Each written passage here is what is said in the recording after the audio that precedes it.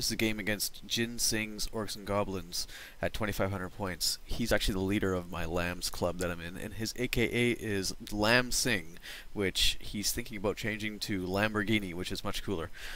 So it was meeting engagement, and I won the roll-off to go first. My Celestial Wizard, my 1 unit of Demigryph Knights, and my Arch Lector, and a cannon are off the board. I pretty much turtled up in the corner.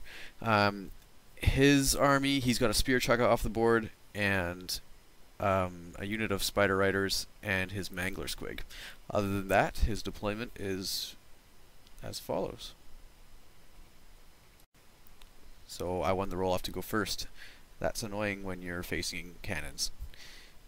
My characters, the Arch Lector and the Celestial Wizard, come on the board to the bottom, and they join the large block of halberdiers. You can see them better in this picture. Cannon comes on behind those Demigryph Knights, and I think I rolled up a few steam, maybe 3 steam points, and went 2d6 forward. I got some more Demigryph Knights coming in on this flank, looking to get the Spear Chukka on the hill for some easy victory points. In the magic phase, I got an Ice Shard Blizzard off on these Night Goblins, and the thinking there is if I kill the Chariot or the Giant with a cannon, there'll be -1 leadership on a panic check. I got a Comet off right here in front of the building. And in the shooting phase, while the cannons were on fire, I took 6 wounds off of the Arachnarok Spider, and I also removed the Giant off the table. And there's a gaping hole where the Giant used to be. So my plan kind of worked, but unfortunately the Goblins passed their leadership. In Jin's turn 1, his Spear Chukka, Mangler, and Spider Riders all came to the right flank. I think he saw that there was a potential weakness on my right flank, and he wanted to exploit it. Good call on his part. And generally he moves up. Squig Herders move up. Big block of Goblins move up. Pump Wagon moves up. And the Spider tries to hide behind the building, but note where he's situated right now. That's a comment marker. In his magic phase, I think his first spell, he rolled a 1 on the magic mushroom and took a wound, so shitty break. In my turn 2, I continued the slaughter. Unfortunately, I feel pretty bad. The Demigryphs charged the Spear Chukka, and I think they might win. I'm not sure though. My money's on the Demigryphs though. And the Steam Tank misfires and can't spend steam points in movement, so he's going to stand there and just kind of do nothing. My archers move through the building to block up his goblins, and the knights plug gaps where I think potential enemies might try and break through my lines. So the comet hits the spider and takes it off. That's kind of a funny image in my mind. And I do a Chain Lightning at the Pump Wagon, kill it, and before it can arc, it panics the Wolf Chariot off the board, so I have to go into the Squigs, and I just kill a few of them. The Hellblaster removes all of the Squig herd except for, I think, 4 herders. So I think I rolled like 40 shots or something. The cannon misfires, something that I deserve for taking 2 cannons and a steam tank. And I pass my panic checks for everyone. And the Spear Chukka gets demolished by the Demigryphs, who then crash into some Fanatics, taking 2 wounds, and make the Chariot flee. So Orcs and Goblins turn 2. His 1 block of Night Goblins charges my archers, and I flee because they're really, really scared. His Wolf Chariot rallies. I think he ducks out with his mage from that Night Goblin unit and runs into the building where his Common Goblin unit is, and the Night Goblins turn to face the Demigryphs. Spider Riders move up, and the herders flee, and some random movement stuff happens towards the right flank. He gets off, I think, Itchy Nuisance or Gorgle Fix It. The one that makes me reroll 6s. I think it's Gorgle Fix It. And I'm not sure what this is showing. He might have taken another wound from a mushroom, I think. My next turn, I declare a charge with the Demigryph Knights into the Night Goblins, and they hold. And the steam tank goes through the building, does not fail a dangerous terrain, and gets into the Night Goblins. The archers rally, and my knights charge the Spider Riders, who stand and shoot and don't do anything. So this is showing the Demigryphs moving up into a better position to possibly charge the flank of the Night Goblins, if I can make it through there.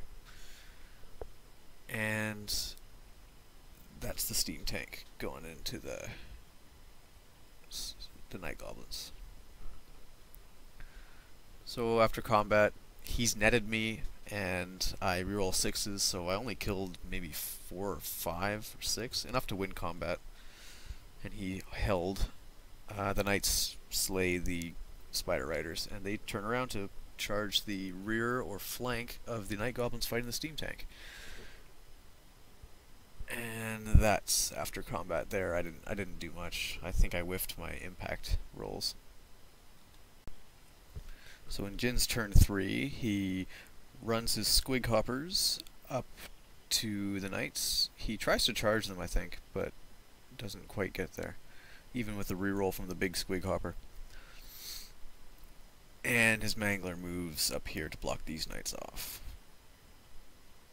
Manglers are scary. They do a lot of damage. And he gets his goblins out of the building, so he can potentially charge stuff in further turns. And here's his magic phase. He pulls a great combo on me, my favorite combo all game. He lowers the initiative of my knights and then throws a Curse of the Bad Moon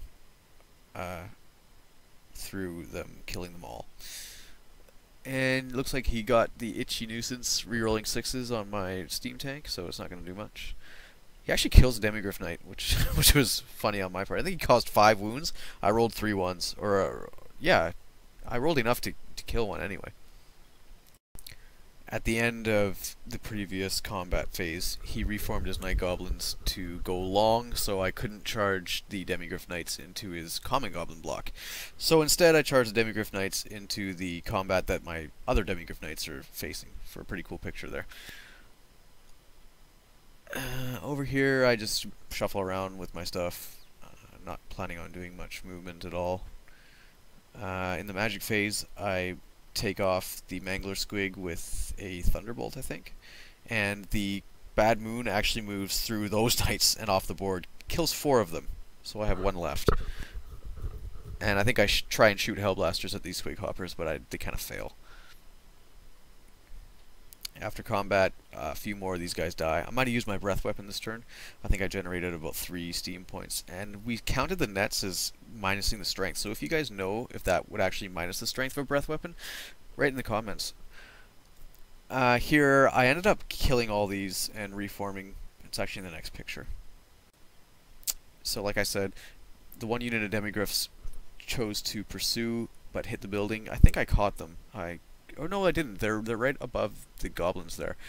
And the other unit didn't pursue because I didn't want to potentially hit the big goblin unit because I didn't want to lose them in a silly whiff of luck because I'm already so far ahead. I think in Jin's magic here, he actually miscast and ended up taking a wound, doing the final wound to his Shaman, because he'd already taken 2 from 2 bad mushrooms. So his shooting, he shot at a Hellblaster with his 1 spear Chukka that's still alive and didn't wound. So in my turn 5, I did nothing. There was no point in me charging because I'd already won at this point, so what's the point in potentially losing more stuff? And what's the point of casting spells when I could potentially lose a wizard? So my valiant, hard-fighting opponent refused to give up. I was super hungry at this point, and I just wanted to end the game. It was pretty much over anyway, but he really wanted to kill that steam tank, so I obliged and let him play longer. The goblins just turned around. His stupid bastard of a spear Chukka shot and killed my last knight. That spear Chukka needs to be promoted.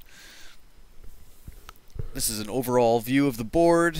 What's going on? Not much has changed. and this is before combat, I think. My steam tank's down to 5 wounds, and he did 2 more wounds. I think I messed up some armor saves, and he insisted I take a picture of the 3 wounds to show his hard-earned work, let's say that. So that was the game. It was a quite enjoyable game. My opponent's always a really fun guy to play against. He's very funny. And going into my afterthoughts about this game, you can look at some pictures of the Demon Prince I was working on for 40k. I actually entered it in a competition at the local Games Workshop, and I won. There's no prizes in this competition, but there's just kind of bragging rights, I guess you could say. So, about the game, my list is kind of getting boring to me. I think it's because of the shooting playstyle, though it's just kind of what Empire excels at in my eyes. So I like to play armies for their strengths. I don't really agree with these people who try and take an army, let's say a combat army like Chaos, and try and make it a shooting army because they like shooting armies but they like Chaos. Maybe a bad example since Chaos really has not a lot of shooting options, but it's more prevalent in something like War Machine and Hordes, where the faction I play, Scorn, they're really good at melee, but a lot of people on the forums and a lot of people that I see posting their lists, they kind of want to make it a ranged list when it really, you excel at being melee. So if you wanted to play ranged, why don't you play a faction that's good at ranged, right? So relating to the Empire, if I wanted to play melee or combat, why wouldn't I play like Warriors of Chaos and go and fucking smash your face in with Juggernauts and Trolls and Dragon Ogres, that kind of thing. I got some Ogre stuff, and I'm thinking about doing an Ogre army, which is very melee in my opinion, though they have some nice ranged options too, not comparable to Hellblasters or Cannons with Master Engineers obviously. But yeah, as for the game, there was some good plays. I think a little bit of luck involved too. Rolling a 1 for one of the Demigryph units actually proved to be very useful in this game, because I could put it way off in the flank and throw his entire left flank off guard. So getting lucky with the cannons as well always helps, though having 3 cannons really tips your odds in your favor for getting rid of those big monsters. Jin takes really balanced lists. He's a really good player, and I think he tries to take lists that people will enjoy playing against, and possibly more on the fluffy side, though he's still extremely deadly, using and utilizing what units he does take. If you notice, he has kind of like one of everything, except for the Chariots and Spear Chukkas, but like a Giant, an Arachnarok.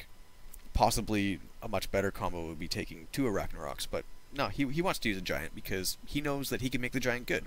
It's all about placement, right? A lot of things in Warhammer Fantasy that people say are not good or not effective compared to other things, sure, but doesn't mean that you can't make it effective in certain situations. In this case, against 2 cannons, it's very hard to do. Doesn't help that I roll 6s to wound every time too, but yeah, I have a problem with buildings. I noticed whenever someone puts a unit in a building, my army doesn't have much other than shooting that can deal with it. The halberds are okay, but I like to kind of keep them back. To be honest, I don't think they get their points worth, though you could say that staying back is something that you're paying for, like a unit that can countercharge or protect your characters. But I may have said so before, but I'm thinking about running the Night Bus instead. Oh my goodness, I just said running. That's a pet peeve of mine. I hate it when people say, I'm running this in my army. It just, I don't know, I don't like it. Why don't you just say, I'm using this in my army? There's nothing running about it. You're not running anywhere. You're not running a computer. You're not running, you know, these are models. You don't run them. You use them. You play with them. Rant over. But yeah, to recap, it was a good game. It was fun. This is the second battle report I did that day. I'll be uploading the first one shortly. I just wanted to get this one out of the way. I think there was there were more details about it, so I want it to be fresh in my mind. I've been extremely busy with my kid lately, so I haven't had time to record any narration. Anyways, hope you guys enjoyed the game, and I'll see you next time.